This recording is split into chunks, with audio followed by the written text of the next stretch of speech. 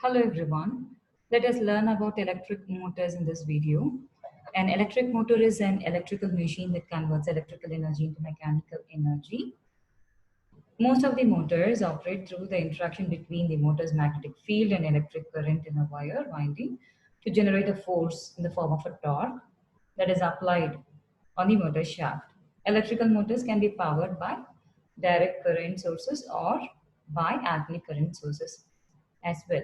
Electrical motor produce a linear or rotatory force or torque intend to propel some external mechanism such as a fan or an elevator. You know that whenever a current carrying conductor comes under a magnetic field, there will be a force acting on the conductor, and the direction of the force can be found using Fleming's left-hand rule. So according to Fleming's left-hand rule, stretch the forefinger, middle finger and the thumb of your left hand such that they all are mutually perpendicular to each other. The forefinger will give the direction of the magnetic field, the middle finger will give the direction of the current flowing through the conductor, and the thumb will give the direction of the force or movement of the conductor. This is the basic principle of working of a DC motor. Let us see the construction first. From the picture itself, you can see that there are strong magnetic fields. It is created by permanent magnets or electromagnets. This field will envelop the armature and the current within.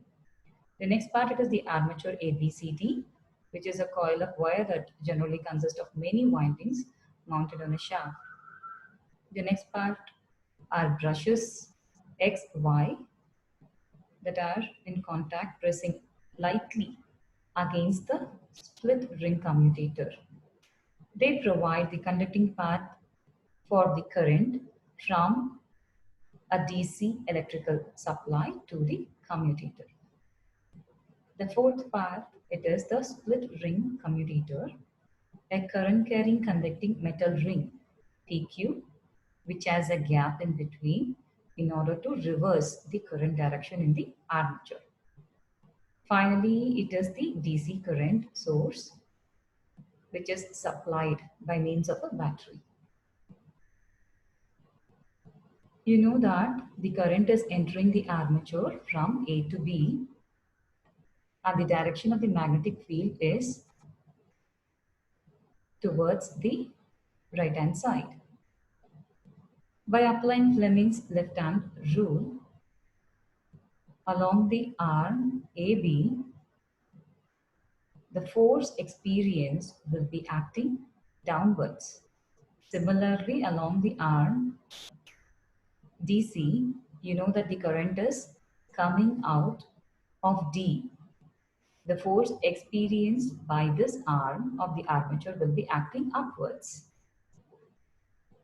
These forces in the two arms will form a couple and it will rotate the coil in clockwise direction. They both are acting in opposite direction and the coil will be rotating in between the magnetic field.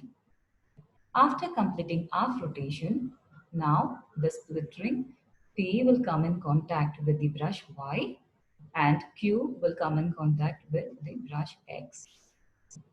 Now the direction of current is reversed in the armature. The current will be entering D and it will be coming out of A from B. Now the direction of the force will also be reversed. That is, the arm AB will be pushed upwards and the arm BC will be pushed downwards. So the coil starts to rotate continuously in between the magnetic field. So the reversal of direction of current is repeated every half a rotation of the coil to keep coil in rotation. And this is the working of a DC motor.